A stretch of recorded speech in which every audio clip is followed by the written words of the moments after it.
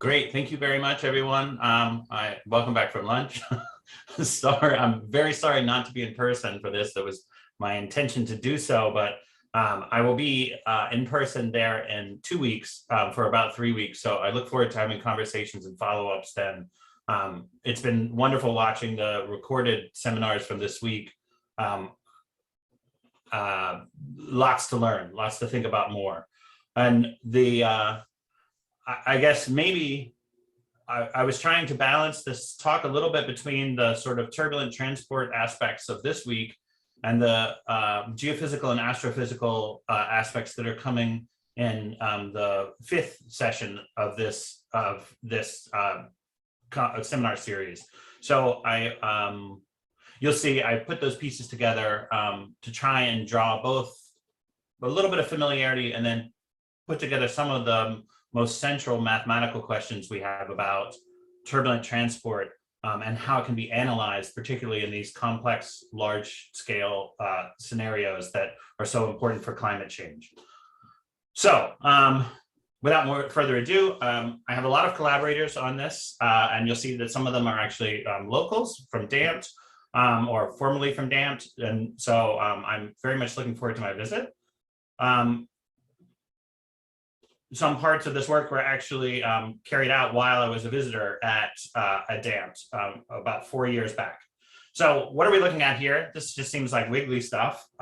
This is actually observations of the eddy kinetic energy, or actually it's the total kinetic energy of the ocean surface from satellites or from a constellation of satellites.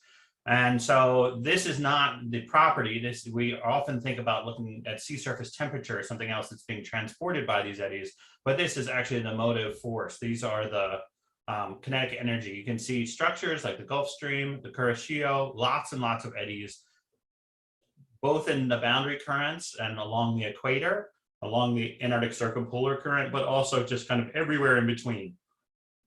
And so what I want to start thinking about is, can we approach the transport that these eddies carry out, which is important for climate change in a way I'll talk about in just a second, from a turbulent transport perspective?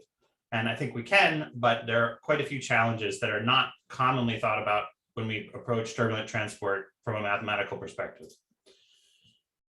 So the climate system is driven on very large scales, on global scale, by the incoming solar radiation. And then some part of that is reflected off of clouds in the atmosphere and sent back to space. And some part of that is absorbed and goes through atmosphere and ocean and land surface processes, moving the energy around within the system until ultimately there's an outgoing radiation signal of about 235 watts per meter squared.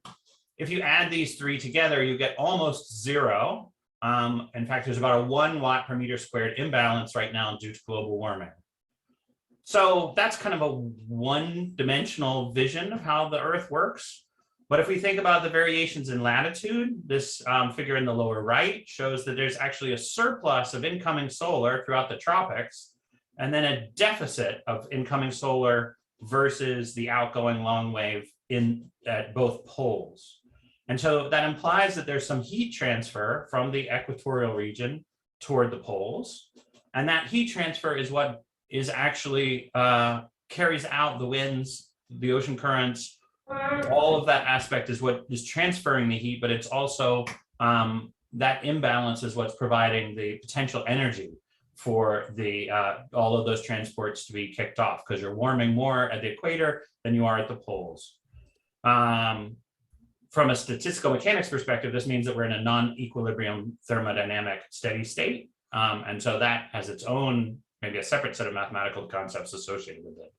But when we think about turbulent transport from a kind of classic Kolmogorov style perspective, we think about injecting energy on some large scale, kinetic energy in this case, and then it would cascade over, say, an inertial range, and then be dissipated at some small scale. And so this power spectrum approach really makes us think in the kind of Fourier space world, whereas we can see that there are important heterogeneities both in the agents of forcing and in the latitude of forcing, and of course things like sea breeze, land sea breeze and monsoons, and all of that is involved in this as well. So there's quite a bit of geographic complexity associated with what something like this cascade looks like on the Earth. And so you can say, well, you know, mathematicians hate to parameterize things, but in this case, we really have to simulate the whole Earth to get the perspective of what's going on from all of those different forcings. And so you might wonder how well our biggest supercomputers do at representing the whole Earth. And this is a figure that I made, and then that was remade with Brody Pearson, a colleague of mine at Oregon State.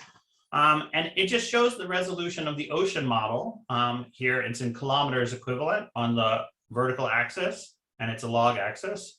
For the first assessment, second assessment, third assessment, fourth, fifth, sixth of the IPCC. So these are the CMEP models that are being used in the IPCC. They're kind of the classic climate models that you think about. And you can see that the resolution is going to finer and finer scales over time. This black line fits the median.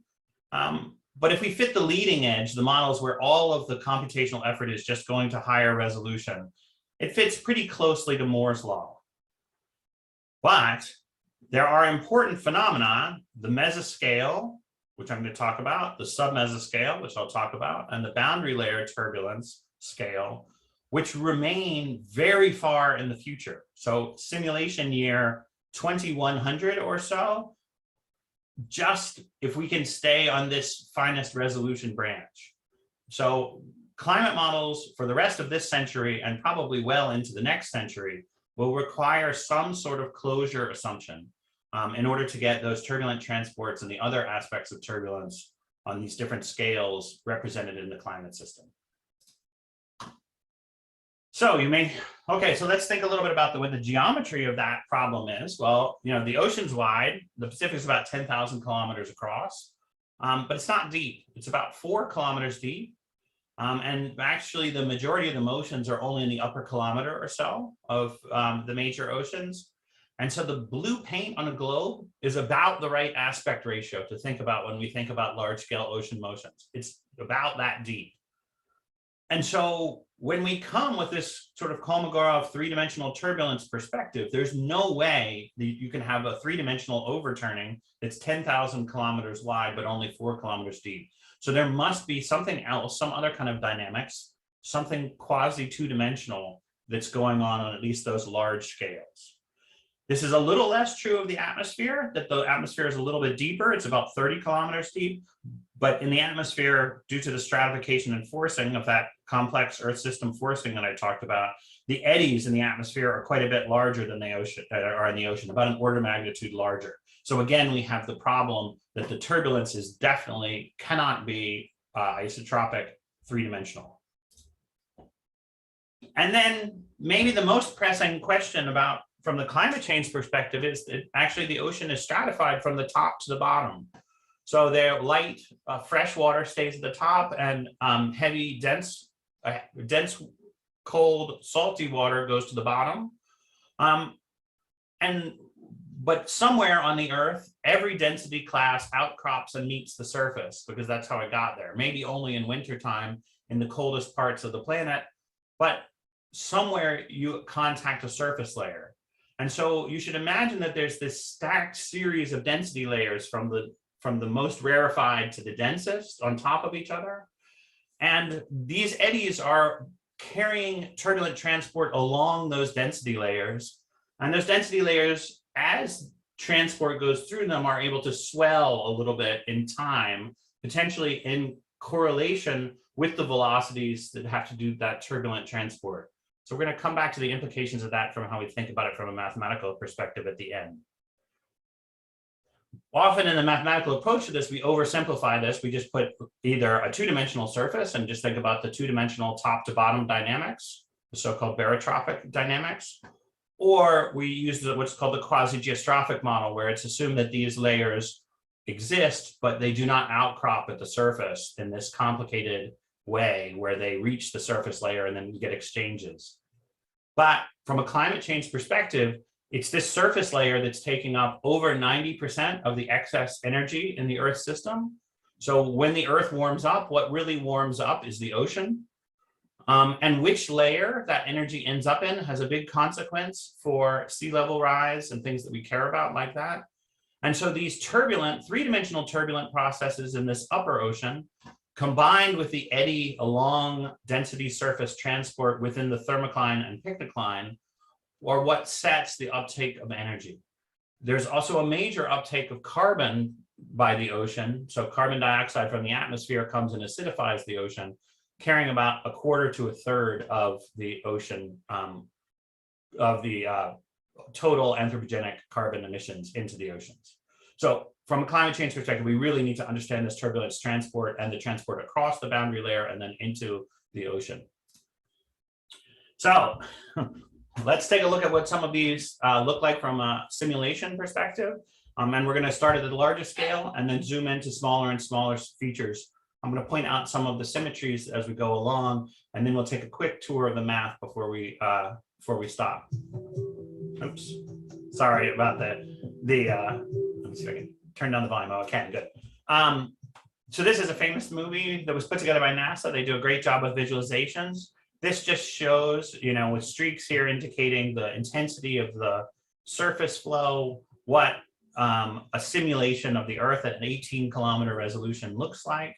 You can see there are lots of eddies. There's the Gulf Stream in this particular picture and the Florida current. Now we go to the equator, there's lots more. If we zoom in, so in order to get that level of turbulence, we need to be able to resolve the baroclinic deformation radius, which is a scale that balances the rotation of the Earth together with the stratification I was talking. The deformation radius is the scale at which those two effects are equally important. So you need about an 11-kilometer resolution to do a good job of resolving the mesoscale turbulence. So that movie, even though it's famous, actually doesn't do that great of a job at resolving all those eddies around the Earth.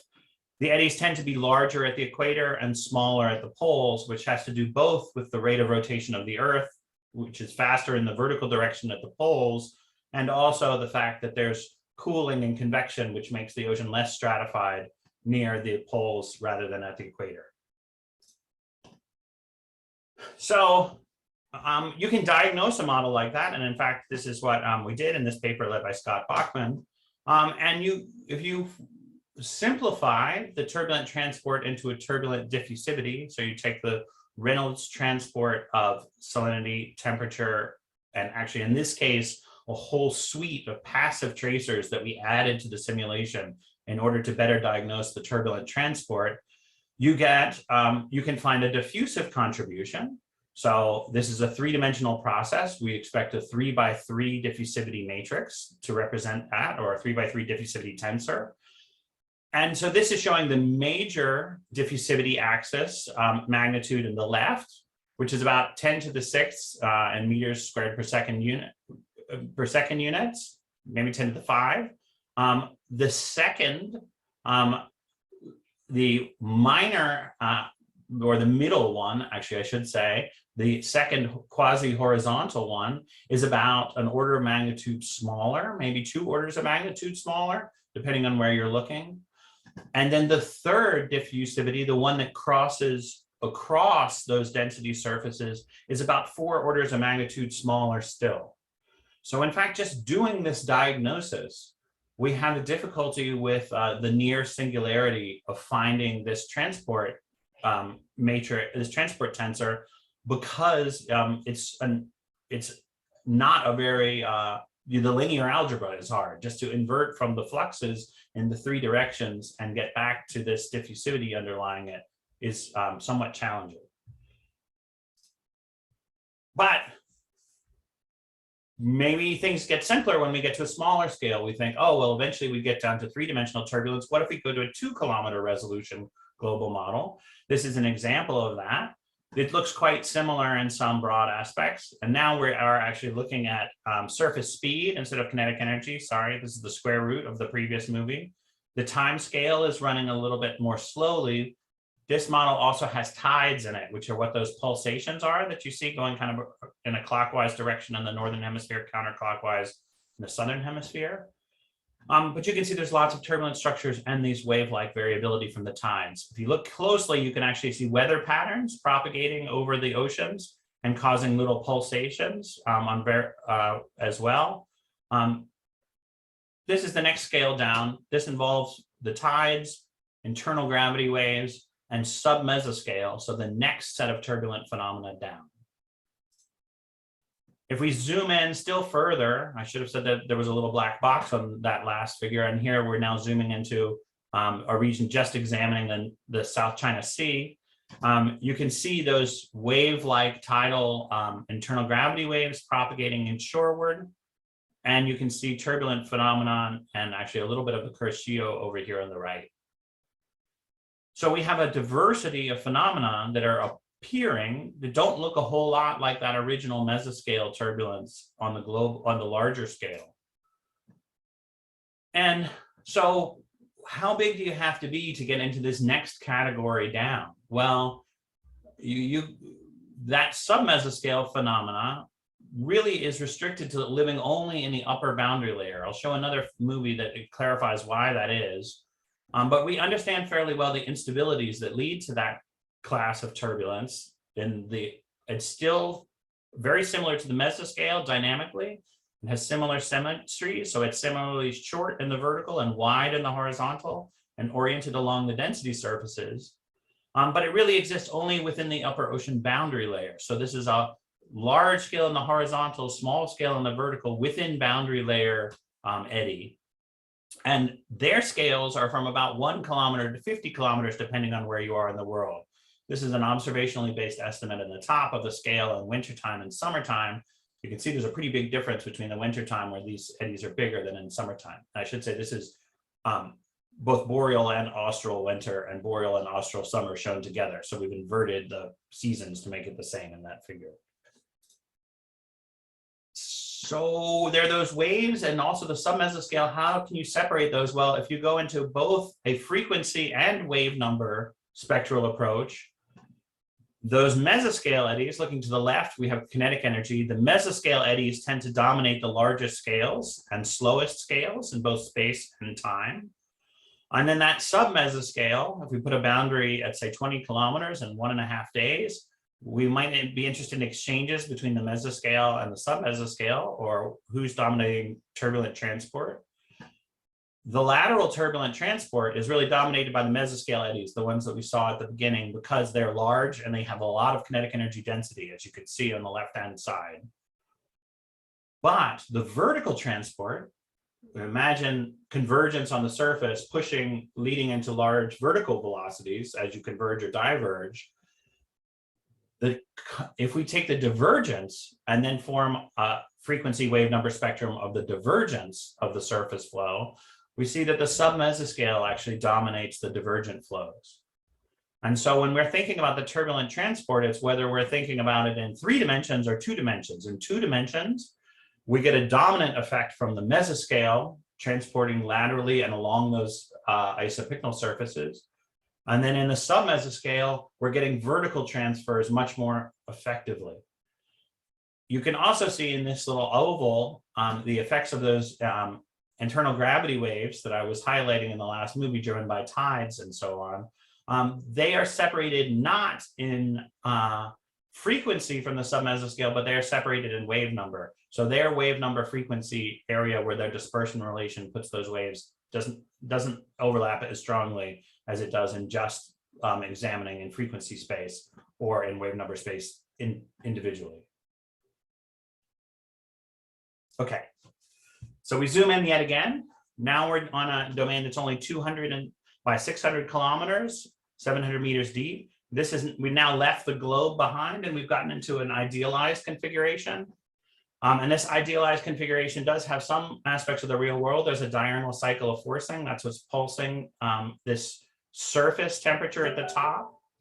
At mid-depth, we don't see as many, which is the middle panel, we don't see as many small scale features. So the submesoscale, as I said, is really captured within that upper boundary layer. At mid-depth, we just see the larger eddies of the mesoscale.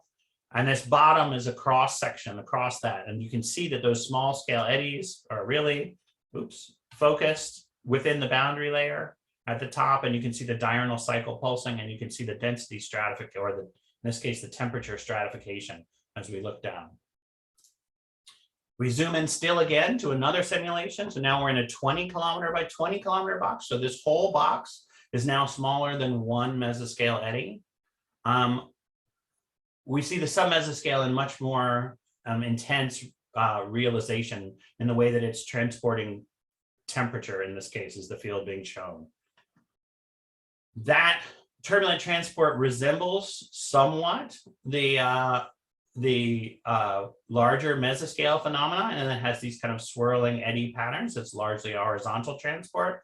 The bottom is an average along the front, so you can see that there's some effectively horizontal diffusion averaging over these eddies that's going on, and you can see also the boundary layer base where those eddies are stopping at the bottom.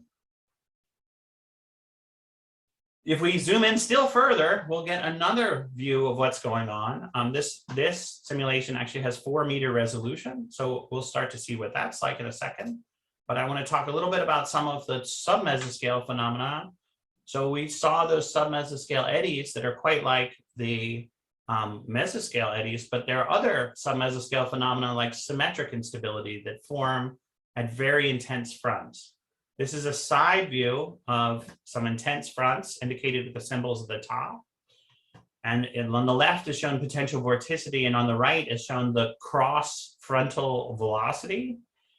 And you can see that where the potential vorticity is negative, you get these long striations that are in the cross frontal velocity and a little bit in the potential vorticity. That's a signature of a different class of instability, symmetric instability, which is sort of the smallest scale end. Oh, it's just going to restarting again. We can take a look again. This is the smallest scale end of the submesoscale phenomenon. And so we now have vigorous mixing again along density surfaces. And you can see that those striations are aligning themselves very nicely with the density surfaces that are shown here in black. And so the transport is along density surfaces, but it's by turbulence with a totally different symmetry than those eddies that had their vertical axis aligned in the vertical. This is now a horizontal axis once we've reached this scale. So these phenomena start to have mixing that is in a totally different anisotropy than it was on the large end of the submesoscale. One of the things that leads to this anisotropy is a preference for aligning themselves with the Stokes drift. So there is a Stokes drift, so surface waves are on top, and surface waves at this scale start to be important. But let's first take a look at I'll come back to the Stokes drift in a second. Let's take a look at how big the scale of those symmetric instabilities are. So now this is the same diagram that I showed for the baroclinic instabilities, those larger eddy-like, vertical eddy-like features, the large end of the submesoscale. Now we're talking about 10 meters to 2 kilometer scale for these symmetric instabilities. They're not present everywhere. The bottom is showing the percentage of time that they're active. So it's in kind of 5 to 10% in the summertime, maybe 20 to 40% in the wintertime, depending on where you're looking, because these phenomena really are isolated to within strong fronts. So, and that aspect of the Stokes drift being important comes into play because the strong fronts and the symmetric instabilities themselves both interact with the surface waves to be more intense when they're aligned to be in the downwind and downwave direction. If you turn off the wave forcing, turn off the Stokes drift in a simulation like this, you get a much more isotropic set of fronts, which is shown here on the right, rather than fronts that are aligning themselves most strongly when they're in the wind and wave direction. So when the wind and waves, when you're going in the down wave direction, the fronts are enhanced, and so is the symmetric instability. When you have winds only, the fronts are more isotropic, and the symmetric instability that goes along with those fronts is also more isotropic. And so this is the last zoom in that I wanted to show before we move on to talk a little bit about the math. This is now a 1 kilometer by 1 kilometer box, and we can actually see the meter scale phenomena here. So there's one large temperature. Temperature is is what's coloring this simulation. And but I'm only coloring temperature here where the vertical velocities are large. So we're focusing on the convergence features. You can see that there's one large temperature front, which is cold on the upper side and hot on the lower side. And it has a very large convergence and downward flow. There are symmetric instabilities present along that front, accelerating that. And then everywhere else, there's this other phenomena called Langmuir windrows, which are small or even smaller still scale convergences. They have a horizontal axial direction. So these are counter-rotating features like this that tend to converge at the surface into windrows, which is an accumulation region. And so if we look at something like the Deepwater Horizon spill from 2010, those windrows actually form the convergence locations for things like oil, plastics, biology. So if we're interested in the turbulent transport on this set of scales, there's an airplane down here in the lower right to give you a sense of the scale of this image. This is actually a satellite true color image of the surface of the Gulf of Mexico after the Deepwater Horizon spill. And this bright orange stuff is with the color that oil becomes after it degrades in the sun. So you can see these convergence zones where things are piling up at the smallest end of these Langmuir cells. I know that they're Langmuir cells rather than something else because the glints here are indicating the direction of the wave crests. You can see the wave crests where the breaking waves are. And these fronts are perpendicular to the wave crest. That is, they're aligning themselves in the downwind, down Stokes drift direction. That's the way that the axial vortices are aligning themselves. And so you can simulate, sorry, I lied, but one more scale, are we getting smaller? We can go down and really simulate the Langmuir turbulence and turn on and off the wind stress. And this is a rather complicated diagram over here on the left that shows essentially that the anisotropy in the presence of Stokes drift is different than the anisotropy in the presence of just wind. So wind-related boundary layer turbulence has one anisotropy in one set of orientations, and wind and wave, shown here in the bottom, has a different one.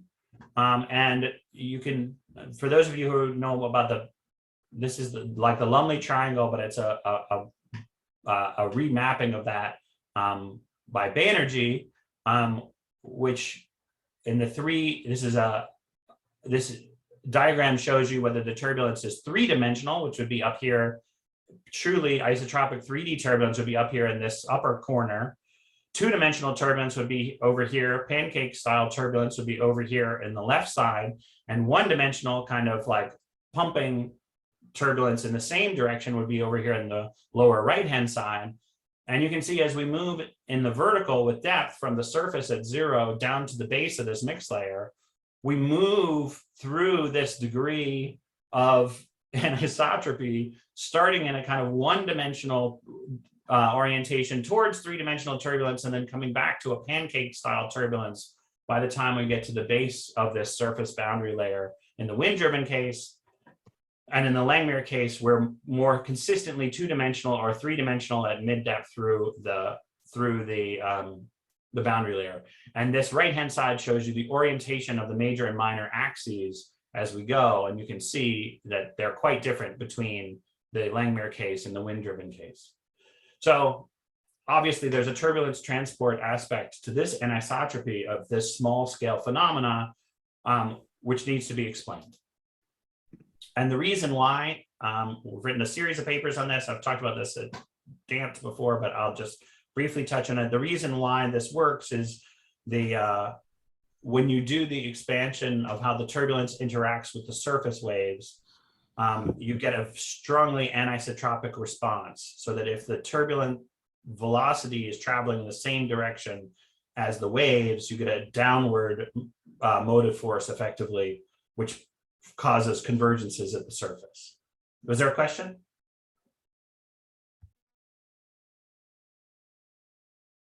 No, I don't think so. Okay, thank you. All right, so enough about this. Let's switch into the mathematical approach. We have a sense of some of this. How can we describe these different anisotropies as a function of scale?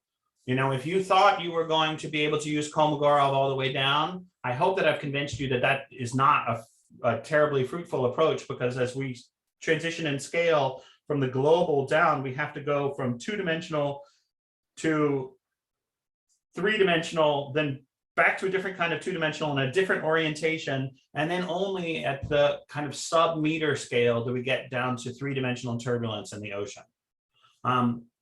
The transport properties at each scale are important because that's what we would put in as a parameterization or subgrid scheme for any model we were simulating at any one of those scales, from the global to the finest scales in the ocean. And so it's useful to think not of the Peclet or Reynolds or Rossby or Richardson numbers in the abstract of those simulations, but really which one of the Peclet, Reynolds, Rossby, Richardson, Berger categorizes the behavior at the grid scale in a model like that. Because the characteristics of the dimensionless properties at the grid scale are what's going to select among the potential dominant balances and tell you about the anisotropies of the flow at that scale. So let's take a quick look at what it means to do a subgrid scaling scheme. And so this is the, Chuck Leith over here on the left versus Smagorinsky over here on the right. Smagorinsky really invented the idea of having a scale dependent, flow aware subgrid scheme, a closure. And he was thinking about three-dimensional turbulence.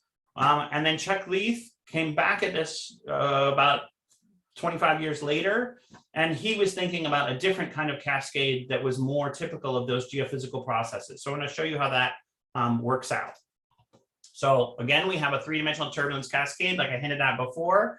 And so the Kolmogorov paradigm would be that we'd be forcing on large scale and dissipating on small scale. The Reynolds number of 1 would be crossed as we get down toward the Kolmogorov length scale. But if we have a limited resolution model, we have to truncate that cascade somewhere at a larger scale, somewhere in the middle. And so the genius of Smagorinsky's approach was to say, well, I could tell you a viscosity that's bigger than the molecular viscosity of water. But if I use that viscosity in a model, I could guarantee that the rate of energy flux across scales that I can diagnose in the inertial range would be the same as if I had dissipated at the dissipation range. So I make the viscosity bigger, which makes the dissipation scale bigger, which makes the energy flux have a sink at the grid scale that takes it away. Down here in the bottom is the formula for a Smagorinsky style closure. The important thing is just that it involves not only the grid scale, a tunable parameter, but also the flow with this little asterisk, which means the flow evaluated at the grid scale. And so it's an order 1 grid scale Reynolds number is enforced, but it's diagnosing on the fly what the velocity is that gives you that. So great, this is a great idea. So what goes wrong? Well, we just saw that none of the turbulence in the ocean is actually three-dimensional, nor in the atmosphere on the scales of our grid resolution until we get to those finest scale models. So we probably shouldn't be using a 3D cascade.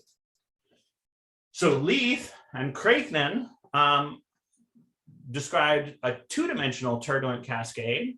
And so the Leith parameterization does the same thing that the Smagorinsky parameterization does, but it does it on the basis of the two-dimensional cascade. So in 2 dimensions, we have 2 different kinds of cascade. Energy goes to larger scales, and entropy, that is vorticity squared, goes to smaller scales. So the turbulence transport here, we now have 2 invariants. One is going upward from the energy injection scale, and one is going downward. And since we are below the energy injection scale in our Earth system model, we want to be really paying attention to the entropy cascade. So again, we set a Reynolds number order 1 at that truncation grid scale, and that gives us a different formula, which now depends on the vorticity, the vertical vorticity, the gradient of that vertical vorticity at the grid scale, not just the velocity or the strain rate. but it also depends on the grid scale. There are different powers of grid scale here, and there are different velocities. So it's a different closure because it's two-dimensional. So it's a scale-aware closure, but it's respecting the symmetries of the turbulent cascade it's trying to describe. Okay, so is 2D actually a good representation? Well, we talked about this complicated layers before, and in fact, there's a lot of reasons why 2D is not what we're representing. We need to get that carbon uptake and heat uptake by the ocean squared away. So maybe we can take the quasi-geostrophic turbulence perspective. Jewel Charney showed in the 70s that quasi-geostrophic turbulence, so this is the layered turbulence that has a sense of temperature in it, but it's still flat layers stacked on top of each other to leading the order. It has a different, it has an inverse energy cascade and a potential entropy cascade. Potential entropy is the same idea as entropy, except it's the entropy within one of these layers with a factor to account for the stretching and squeezing those layers as they bulge under the effects of the eddies that are in the flow. And so in 2008, myself and Dmitry Menamenlis extended the Leith idea into the quasi-geostrophic regime to give you a different scaling. And so again, it depends on the vorticity gradient, but now it's the vorticity gradient of the potential vorticity rather than the vertical vorticity. So it has some sense of this stretching and squeezing term. And then there's a correction term to handle some of the divergent motions, which is, this is a numerical kludge to just get rid of the divergent motion that can potentially occur and would overwhelm the model. So remember this movie that has the terrible soundtrack. The reason why this model runs is because it actually had our quasi-geostrophic or our two-dimensional Leith closure in it. And in fact, this now almost 10 times higher resolution 2-kilometer model has the same closure in it with no retuning of the parameters. So because we're respecting the cascade of that large scale mesoscale turbulence with the right scaling properties, we don't have to retune our viscosity at all to get it to work. So here's the QG version. It's got the stretching term here in the end. It's starting to get a little overwhelming, but just pay attention to this green factor. So we have a vorticity dependent part that I said it's the gradient of the vorticity that's the key driving agent for determining our viscosity. So in the two-dimensional version, we just have a vorticity and then the planetary vorticity. In the quasi-geostrophic version, we have those same terms plus this vertical stretching term, which has to do with the buoyancy or the temperature of the layer that stretches and squeezes, the rotation rate of the Earth, and the stratification it's up against. Then there's this very obscure QG equals red equals GM thing, which I'll explain in a second, that has to do with the fact that we use it for more than just a viscosity. We also use it for diffusivities. You see what I'm doing for time? I'm great. And so we have this added factor that comes in the quasi-geostrophic case that converts us from a pure vorticity closure to a potential vorticity closure. And the real dynamics of these layers is that what's moving along the layers is the potential vorticity. And that potential vorticity structure can then be inverted back to find the flow again. So the way that large scale mesoscale eddies work is that they flow along buoyancy surfaces. And what is it they're flowing? They flow potential vorticity along those buoyancy surfaces. So that's really the active transport phenomenon that's important to describe. In dimensionless framework, we can rescale this and just see that that stretching term really has to do with what scale you're at. If you're at very large scales, you go back to the two-dimensional framing, and at very small scales, you start to get a stronger and stronger effect from that temperature dependent part. This is just complicated. I'm going to skip it. Okay. So we have a closure. We can see what we think we're going to get these cascades. We can run a big simulation. This is a nice idealized simulation with just a whole, it's like a really long rectangular Earth. And so we're going to let lots of eddies form and see what they do. We can close them with these different closures, and we can see whether it does a nice job of closing the problem or not. And without, it's easy to take a Fourier transform along a long skinny channel like that. So let's look at the power spectrum along the channel and see what happens. Well, here is the Smagorinsky prediction for if we put Smagorinsky as our subgrid closure, we see that it damps too much at the grid scale. These are different simulations at different resolution. This gray ensemble is a truth level from the highest resolution. And then at lower resolutions, we'd hope that we just have the power spectrum go down to as far as its own grid scale and then stop. But you see that Smagorinsky damps too much near the grid scale. On the other hand, the two-dimensional leaf closure damps too little. So we get these little ski jumps as we approach the grid scale. This quasi-geostrophic leaf closure doesn't work very well if you don't resolve the instability scale, which is shown here with a dashed line. But once you resolve the instability scale, there are actually three different simulations shown here, and they're all falling on top of each other as we go towards the truth run toward the grid scale. This is about as good as you do if you go back and tune the viscosity by hand to do the best that you can. But of course, tuning the viscosity by hand requires you to run the simulation a few times. And it also requires you to know what this instability scale is. And so from an Earth system modeling perspective, this instability scale, as we just said, is jumping around all over the Earth. It's at different levels. You'd have to do this tuning over and over again. It would have to be a latitude and climate dependent tuning. And so that's a big mess.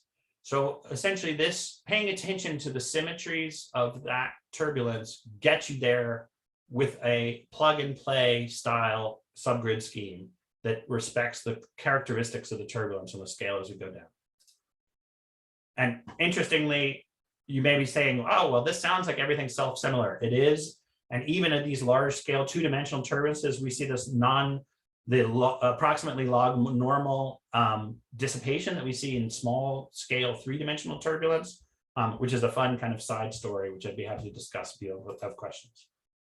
Okay, what was this weird thing where we talked about the diffusivities and the viscosities and setting them all equal to each other?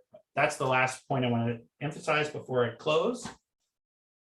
So we're interested both in the mixing of momentum along these surfaces, which it has to do with this mixing of potential vorticity along the surfaces, and the mixing of carbon dioxide, temperature, these other properties of the Earth system that go along those surfaces. So we need to somehow have both a viscous closure and a diffusive closure.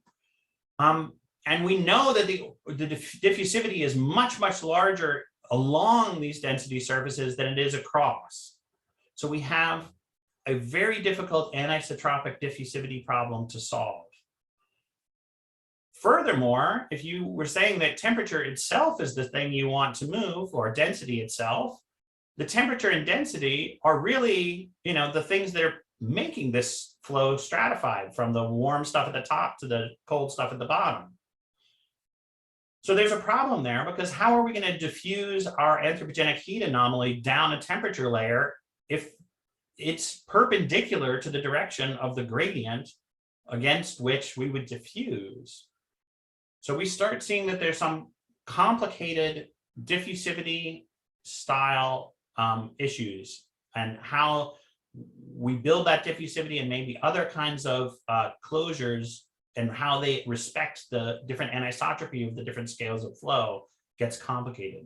So the oceanographers have taken a very low order approach to this, which is the last thing I want to show you. So following Taylor and Einstein, we think about a diffusivity that goes along with the turbulent transport. And it's something like a displacement squared over time. And it really comes down to trying to capture the velocity correlation versus a time lag. And so we know from Taylor's paper, importantly, that if you go for a long enough separation time scale, this starts to be a random process, and a diffusive closure becomes a reasonable approximation. There's one important wrinkle, which is because those density surfaces can stretch and squeeze, you actually have not just velocity and velocity, but you also need thickness of that layer to be incorporated. When you do that, it means that you not only could have a turbulent diffusivity, you could actually have a turbulent advection, because suppose your eddies go one way with a thick layer and go the other way with a thin layer. That correlation, the so-called bolus flux of transport, provides a turbulent velocity. And so can't go into all the details about how people think about deriving that turbulent velocity, but I just want to show you how to think about it from a mathematical perspective. So we have a simple advection diffusion equation for a turbulent tracer tau with some fluid density rho. There's an advective part of that transport, and there's a diffusive part of that transport, or because of the isomorphism between 2D layered flow and 3D density flow, you could think of this as being a layer thickness, this rho. And so you could say that there's a transport of tracer times layer thickness. So depth integrated tracer advection, depth integrated diffusive advection. And if you use more than one tracer, then it should be easy. You just separate out the flux into an advective part and a diffusive part. And so that's the game. That's how we analyze this flow pattern. We run simulations like this. We put a huge number of both active and passive tracers in, and then we invert to find the property that looks like advection. And when we take the correlation of the layer thickness, the velocity, and the tracer field, or in this case, a more complicated set of things, we're calculating the turbulent advective fluxes and then breaking it down into a part that looks like an advection, part that looks like a diffusion. And what that looks like is you essentially have a flux equation for your Reynolds tracer transports, your mean tracer fields in 3 directions, and then this object, this R thing, is the thing you're inverting for. And because this R includes both a diffusive aspect and an advective aspect, it has a symmetric part, which is the diffusive part, and an anti-symmetric part, which is like the stream function of the advection. This works extremely well. If you use about 5, 6, or 7, or 8 tracers, you can reproduce a withheld out of sample other tracer highly accurately. So basically the blue line here is the true answer. And as you increase in darkness, you're getting better and better predictions of the true answer by using tracers that are not the one you're trying to predict. And that's where this anisotropy came from. This measure of anisotropy was we did this inversion in a full scale ocean model, broke it down into the different major and minor axes of that inversion, and withheld them for analysis. The anti-symmetric part is a bit funny. We normally think of, when you think of, is the flux of a tracer down or up its own gradient? Like I said, there's these different, it's anisotropic diffusion. It's going along the surfaces, it's going more along the fronts within those surfaces, it's not going much across. And so the way you'd normally measure that is once you get that symmetric part of that R tensor, you dot it into the gradient of the tracer on both sides. And yes, there should be a projection depending on how the alignment of the eigenvectors of that diffusion and the tracer gradient of the tracer you're thinking about are aligned. If the tracer gradient was aligned in the major direction, you get very fast diffusion. If it's crossed those isopycnals, you get a very slow diffusion. Interestingly, the anti-symmetric part never fluxes down its own gradient. It's always a skew transport. It's perpendicular to the gradient. So if you just form this same product with the anti-symmetric part, you get 0 identically. So, but you need both of these aspects, this sort of advective aspect and this diffusive aspect, to represent the way that those eddies transport things because of this layer thickness stretching and squeezing. So we can set up a full system where we plug in this turbulent transport. We separate a resolved transport from a turbulent part. We put in an advection and a diffusion. The advection is related to the anti-symmetric part. The diffusion is related to the symmetric part. Off we go. Okay, great. This is all Cartesian coordinates. We couldn't use this on the sphere because the sphere is a curved manifold on which we'd like to project this. Okay, so let's switch to orthogonal curvilinear coordinates. Now we need a covariant and contravariant basis. So we're getting into a little bit of differential geometry. Now we have advection and diffusion. They're still defined by the antisymmetric and symmetric parts of that tensor. Now we've really got tensors because we're talking about things on a curved manifold. But actually, we'd really like to work along that density surface and think about that. So we need a fully curvilinear coordinate basis to capture the wrinkling, curving aspect of that density surface along which the tracer transport occurs. So now we need a full curvilinear coordinate system that's consistent with our very complex manifold of those density surfaces. And so we need the covariant derivatives, Christoffel symbols, Lie derivatives, et cetera, in order to get this system. But again, we can take the anti-symmetric part of that thing and associate it with an advective-like contribution, and the symmetric part and associate it with a diffusive-like contribution. And still that case that it doesn't flux down its own gradient is preserved even in the, so it's mixed, not stirred on average when we average over the domain, even in that highly complex manifold, and think about all the vector bundles on it. So it turns out that's enough. This is as sophisticated as oceanographers have gotten. With that simple advection plus diffusion basis, you can explain all of the common subgrid schemes in use in oceanography today. All the way down from the Langmuir scale at the smallest scale up to those mesoscale, large scale phenomenon up on the 100-kilometer scale. And the key difference between these is that the symmetries of the different classes of turbulence transform as you get to the smallest scale. So to conclude and hopefully take a couple of questions, as a function of scale, geophysical turbulence varies widely in aspect ratio and anisotropy, both in direction and recent rationale for anisotropy. Some of the key ideas are that mesoscale, submesoscale, and boundary layer turbulence exist, qualitatively very different. The transport of the mesoscale is along density surfaces, but also there's a primary axis in the along flow direction, reminding us of shear dispersion maybe. Stokes drift is a strongly anisotropic influencer of the direction of fronts, and particularly Langmuir and small submesoscale phenomena like the symmetric instability in Langmuir cells we saw. And subgrid schemes tend to be just advective, diffusive plus viscosity at this stage of our understanding in oceanography.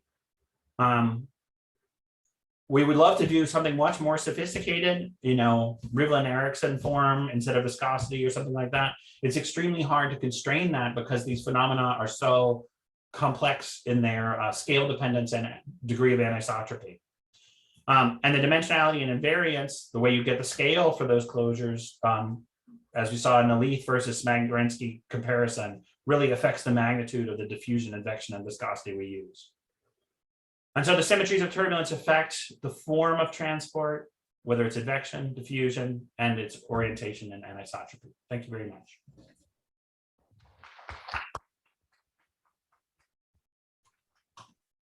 Questions?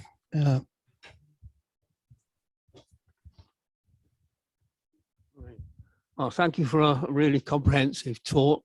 My background is atmospheric modeling rather than ocean modeling, obviously face much of the same issues. And we have tended to converge to not including explicit subgrid scale diffusion model at all, but to until we get to extremely high resolution where we can say it's three-dimensional turbulence, but to imposing or restrict using semi-Lagrangian advection with limiters that prevent the advection creating new values of the transporting quantity. And obviously, yes. And that, if you control that, and obviously you can't make that strict constraints, or we get first order upwind, which is a disaster, but there are lots of clever upwind schemes around, which we people use one or other of. And that gives you enough control to ensure your solution doesn't get physically spurious and create instability that shouldn't be there. But it also should give you this preferred direction of diffusivity that you need, because I know there's this massive issue with cross-isopycnal diffusion, which you don't want, which you described extremely well. So any comments on that approach? Yes. So hiding the parameterization does not mean you're not using one. And we actually looked in this comparison paper pretty extensively to those kind of upwinding schemes for exactly this reason, to understand this question. The upwinding schemes don't do terribly badly in the kinetic energy spectrum. So the kinetic energy spectrum that you get from that looks quite good like this.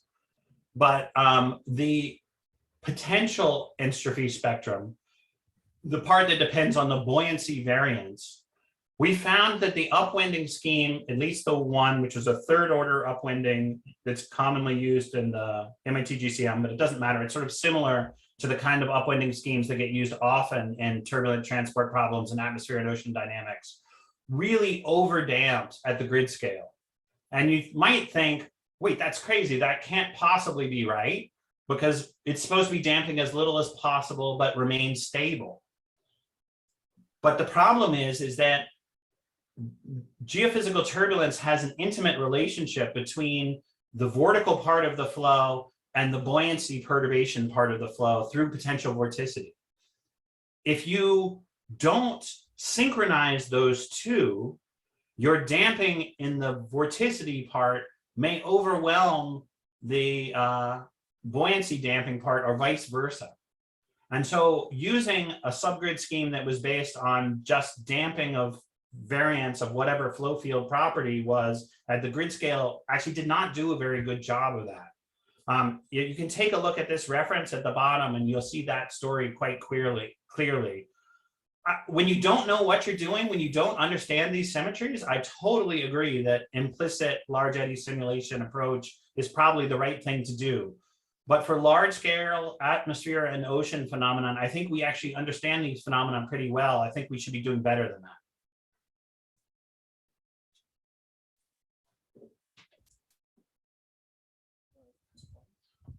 Hello, my name is Robert Kerr. I worked on and off from finishing my PhD to 2000 at NCAR, initially associated with Leith and more later times McWilliams. But my own personal experience with simulations is more atmospheric, mesoscale. So my question sort of comes from that perspective. So as I understand it, your ocean model is a layered quasi-geostrophic model. And to deal with the small scales, you have to remove the small scale potential vorticity, which I think is what you're calling the least parameterization. So that removes the small scale potential energy. But then if you're thinking in terms of 2D, that means that the energy has to go to large scales. And in the atmosphere, what happens is that that energy goes up to the stratosphere and gets removed by wave overturning. My question is, in your scheme of things, if you're removing potential vorticity at the small scales and sending some sort of energy to the large scales, what eventually removes that from the largest scales? That's a great question. And it's quite different between the atmosphere and the ocean. In the atmosphere, there's radiative cooling as well. So if you were to get some hemispheric storm, it would be cooling itself by its radiative exchange as well. So in the ocean, there are a variety of different mechanisms we think about for damping the large scale energy. But let me clarify one point first. We use quasi-geostrophic dynamics to inspire the scaling law for these dissipation operators, but we're actually using them in a primitive equation simulation. So they are quasi-geostrophic in that we believe the grid scale dimensionless parameters were quasi-geostrophic regime, but actually we can use them in models that are not quasi-geostrophic. So frontogenesis and things like that are faster in the potential and the primitive equations are in fact present in this model. But that's not too much of a problem. What's damping the large scale in this model is nothing at all. This is a spin down simulation. So when I ran this simulation before, we basically start with some potential energy at the beginning and we let it do its thing. When you get into a real ocean model, what damps the large scale kinetic energy is quite interesting. You might think that it would be the bottom drag. It's part of the bottom drag, but actually the major contributor is the vertical mixing within the surface boundary layer. So the energy conspires to create shears right near the surface, And then the wind and wave driven vertical mixing removes that shear. That's the mechanism which removes the kinetic energy from the models at their present resolution most dramatically, which I find extremely surprising. But when you do a kinetic energy budget, it's quite clear that that's the answer. There's the next contributor is the vertical mixing within the interior, within the picnic line and below. And then only third is the bottom drag in capturing, that's the removal of energy on any scale. But since the energy does transfer to larger scales, as you expect, it's larger horizontal scales, but it's actually concentrating in the vertical toward the surface and then being removed by the elimination of that shear in this kind of simulation, which is extremely surprising to me. But anyway, that's what the diagnosis tells us. Yeah, well, we should thank the speaker again and move on. Leave more questions for when he comes. Yes, thank you all for your attention. I'd be very happy to talk in person or by email. Thanks for your listening.